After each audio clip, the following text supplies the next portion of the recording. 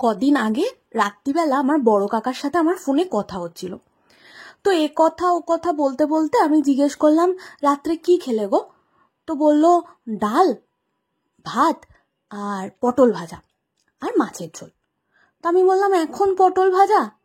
বললো, এখনই তো ভালো লাগবে, সবে সবে উঠছে, এখন যে টেস্টটা পাবি এর পরে তো পচা গরম এলে সেই টেস্টটা আর পাবি না, কারণ এখন তো সারা বছর ধরে এই চলবে পটল, ঝিঙে আর ঢ্যাঁড়স।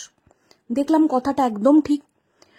তো সেই মতো পরের দিন বাড়ি ফেরার সময় রাত্রিবেলা বাজারের উপর দিয়ে আসছিলাম, গিয়ে তো মাথায় হাত, পটল সোনার দাম নয় ঠিকই, তবে রূপোর দামে অবশ্যই বিক্রি হচ্ছে। কিন্তু খাবার ব্যাপার, এখানে আবার আমি কিপটেমি করতে পারি না, তাই নিয়েই নিলাম। আর আজকে রাত্রে বাড়ি ফিরে দেখলাম মা সেই পটলেরই আলু পটলের তরকারি করেছে।